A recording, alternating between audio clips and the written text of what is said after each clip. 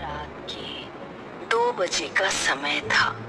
राजन अपने दोस्त अभिमन्यु के साथ मुंबई से दिल्ली अपनी कार से जा रहा था। अभिमन्यु लगातार 9 घंटे से ड्राइव कर रहा था। लगातार ड्राइव करने की वजह से उसे बहुत थकान महसूस हो रही थी। अभिमन्यु, मुझे लगता है कि हमें राजस्थान से शॉर्टकट होकर दिल्ली जाना चाहिए। 2 घंटे पहले ही पहुंच जाएंगे। वैसे लगातार कार ड्राइव करते करते मेरी हालत खराब हो गई है और ऊपर से पेट्रोल भी बहुत कम हो रहा है। हाँ यार, यहीं कहीं आसपास पेट्रोल पंप भी नहीं दिखाई दे रहा। इसलिए कहता हूँ राजस्थान होते हुए शॉर्टकट ले ले। वहां पर जरूर कोई ना कोई पेट्रोल पंप हमें दिख जाएगा। अभिमन्यु ने गाड़ी राजस्थान की ओर जाने वाले हाईवे पर मोड़ ली। लगभग 1 घंटे बाद अर्जुन और अभिमन्यु तेजी से गाड़ी ड्राइव करते हुए माधवगढ़ के एक सुनसान गांव की ओर से गुजर रहे थे कि तभी उनकी नजर एक पेट्रोल पंप पर पड़ी। अचानक अभिमन्यु की कार झटका देते हुए रुक गई। अर्जुन की आंख लग चुकी थी।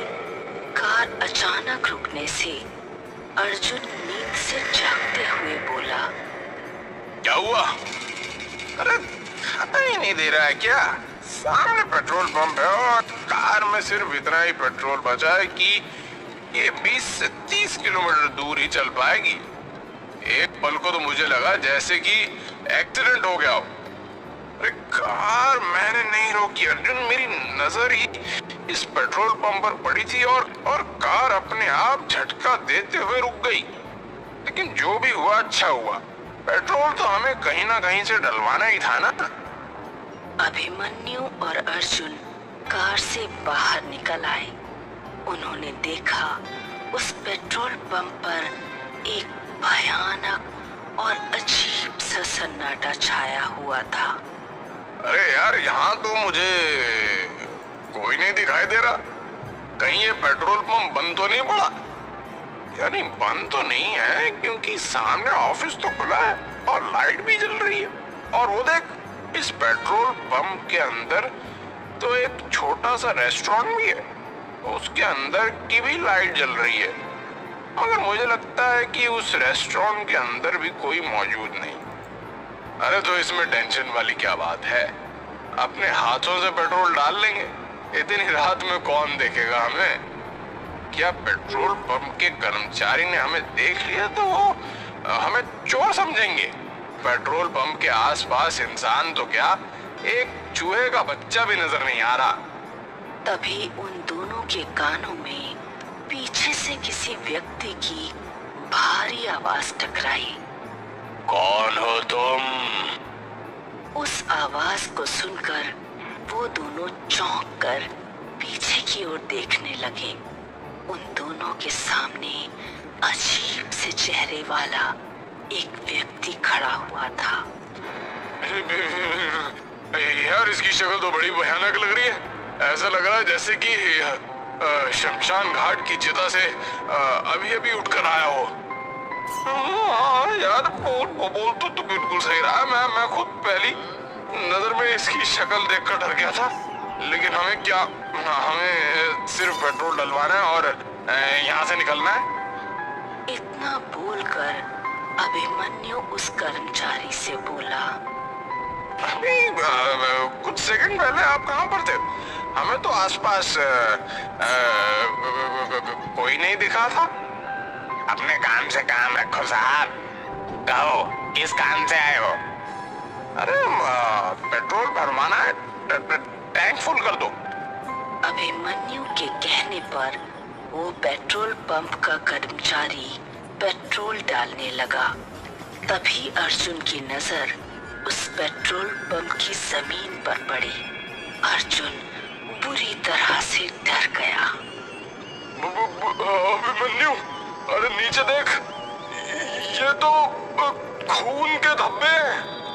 तभी उन दोनों के कानों में उस कर्मचारी की गया साहब, अब आप लोग जा सकते हैं। वो कर्मचारी देखते ही देखते उन दोनों की आंखों के सामने से गायब हो गया। ये देखकर अभिमन्यु और अर्जुन की आंखें दहशत से फटी की फटी रह गई। लगता है हम दोनों गलत जगह आ गए हैं। वो दोनों तुरंत कार के अंदर बैठ गए। अर्जुन ने अपनी कार हाईवे पर दौड़ा दी। अभिमन्यु को कार ड्राइव करते हुए 1 घंटे से ज्यादा हो गया था, मगर रास्ता था जो खत्म होने का नाम भी नहीं ले रहा था। तभी अचानक अर्जुन की नजर एक और पेट्रोल पंप पर गई। यार, ये पेट्रोल पंप हमें कुछ जाना पहचाना नहीं लग रहा। जरा गाड़ी रोक। अबे पागल हो गया क्या? हैं? हमें यहाँ से निकलना है। देखा नहीं तूने कि किस तरह से वो पेट्रोल पंप वाला देखते ही देखते हमारी आंखों के सामने गायब हो गया था? अरे मेरी बात को समझने की कोशिश क्यों नहीं कर रहा? 1 सेकंड के लिए गाड़ी रोक के तो देख। अर्जुन की बात सुनकर अभिमन्यु ने अपनी कार रोक दी। वो वही पेट्रोल पंप था जिस पेट्रोल पंप से वो लोग भागे थे। आंखें फाड़े उस पेट्रोल पंप को देखे जा रहे थे कि तभी उनके कानों में उसी कर्मचारी की आवाज टकराई। अरे तुम मुझे पेट्रोल के पैसे नहीं देकर गए थे साहब। उन दोनों ने जैसे ही खिड़की के सामने देखा तो वही कर्मचारी अपनी भयानक शक्ल लिए हुए उन दोनों को देख रहा था। कुछ ही पलों में अर्जुन और अभिमन्यु की चीख सन्नाटे को चीर गई। इस घटना के 3 महीने बाद शाम के 5 बजे एक कार तेजी से माधवगढ़ के हाईवे पर दौड़ रही थी। कार के अंदर 3 लोग सवार थे, करण, नंदिनी और विजय। वो तीनों पुलिस वाले थे जो 3 महीने पहले लापता हुए अर्जुन और अभिमन्यु की जांच कर रहे थे। कार विजय ड्राइव कर रहा था और विजय को ड्राइव करते हुए काफी देर हो गई थी। यार, पीछे हम पिछले 6 घंटे से इस हाईवे पर अपनी कार को दौड़ा रहे, मगर यहाँ तो सन्नाटे और वीराने के अलावा कुछ भी नहीं है। अरे मेरी भी कुछ समझ नहीं आ रही है, आखिर ये अर्जुन और अभिमन्यु रात के इस वक्त इस सुनसान इलाके में कर क्या रही थी? उनके मोबाइल की आखिरी लोकेशन इसी जगह के आसपास की है यार। नंदिनी, जो कि कार के पीछे वाली सीट पर नींद की झपकी ले रही थी, अचानक से बोली, पता नहीं वो लोग जिंदा हैं भी या नहीं। अरे कमोन नंदिनी, ऐसे नहीं बोलते। अभिमन्यु और अर्जुन ऐसे भी थे, वो हमारे दोस्त थे। हाँ, 1 नंबर के रिश्वतखोर। अरे लोग मुझे आकर शिकायत करते थे उनके बारे में। तो तुम क्या चाहती हो? अगर वो दोनों रिश्वत लेते थे तो क्या उनकी छानबीन नहीं की जाए कि आखिर वो कहाँ लापता हो गए? क्या विजय ठीक कह रहा है नंदिनी। डिपार्टमेंट में हर दूसरा आदमी रिश्वत लेता है और हर कोई तुम्हारे जैसा ईमानदार नहीं होता। तभी कार बुरी तरह से झटका देती हुई अचानक रुक गई। विजय को ऐसा महसूस हुआ जैसे कि कार किसी अदृश्य वाहन या किसी दीवार से टकराई हो। विजय का शरीर पसीने से नहा उठा। करण और नंदिनी भी पूरी तरह से घबरा गए। क्या हुआ? कार किससे टकराई?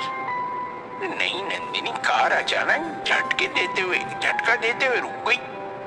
तभी करण की नजर एक पेट्रोल पंप पर पड़ी। यार वो देखो सामने पेट्रोल पंप है, क्यों ना हम उस पेट्रोल पंप पर जाकर पूछताछ करें।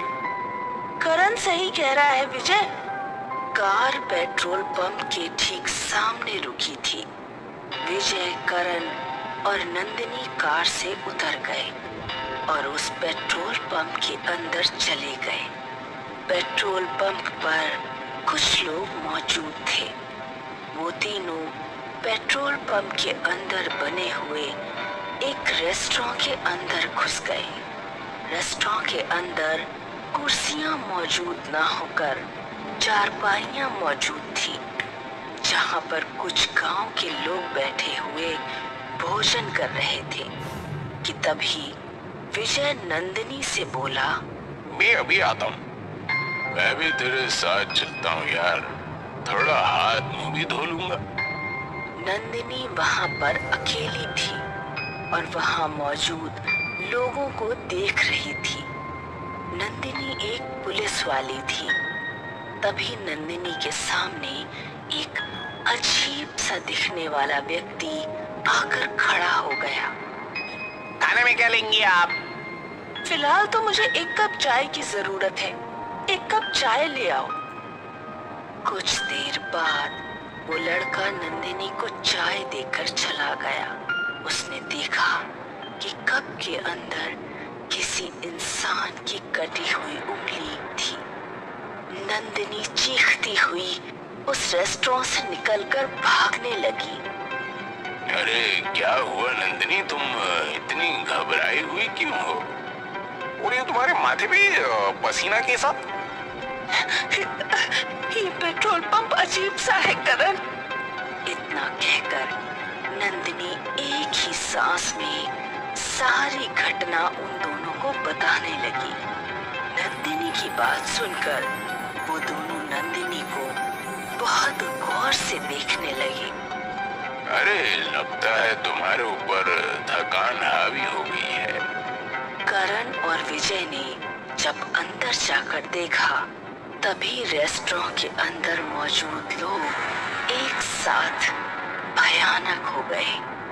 देखते जाओ, अपनी जान बचाकर भागो यहाँ से। करण और नंदिनी फुर्ती से वहां से निकल गए, मगर विजय नहीं निकल सका। विजय की दर्दनाक चीख सन्नाटे को चीर गई। हमें जल्दी से अपनी कार में बैठना होगा। अरे कार में कैसे बैठेंगे नंदिनी? कार कहीं आसपास नजर ही नहीं आ रही है। क्या मतलब नजर नहीं आ रही है? यही तो खड़ी थी, कहाँ गई? अरे हम दोनों को अब बातें करने में अपना वक्त बर्बाद नहीं करना चाहिए। जितनी तेज भाग सकते हो मेरा हाथ पकड़कर भागो। वो दोनों उस पेट्रोल पंप से दूर भागने लगे।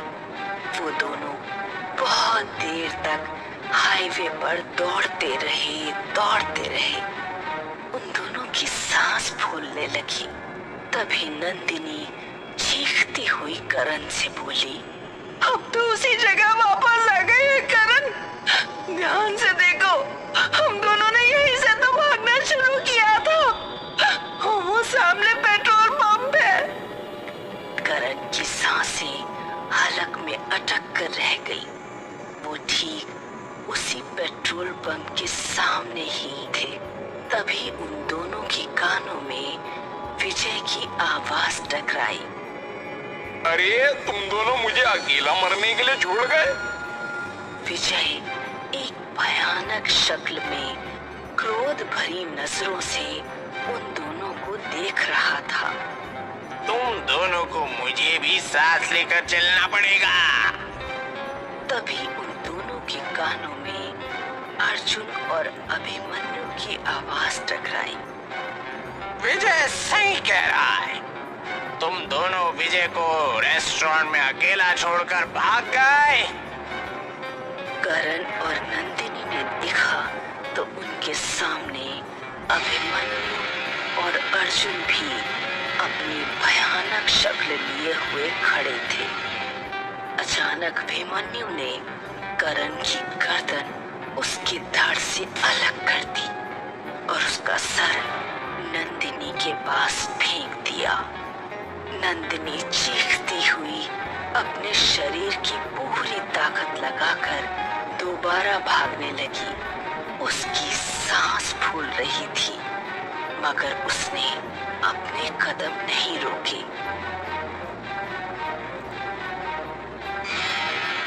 कौन हो तुम?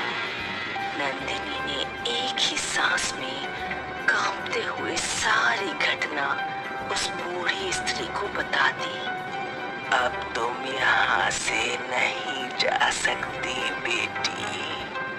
क्या मतलब मैं यहाँ से नहीं जा सकती? बड़ी बेवकूफ लड़की हो। तुम तीनों उसी वक्त मर चुके थे जिस वक्त तुम्हारी कार झटका देते हुए रुकी थी। वो कार रुकी नहीं थी, बल्कि उस कार का एक्सीडेंट हुआ था। क्या बकवास कर रही हो तुम? कार का एक्सीडेंट कैसे हो सकता है? बूढ़ी स्त्री नंदिनी का हाथ पकड़कर वो एक कार के पास ले आई। गौर से देख इस कार को लड़की, ये किसकी कार है? नंदिनी उस कार को फटी फटी आंखों से देखने लगी। वो कार उसी की थी।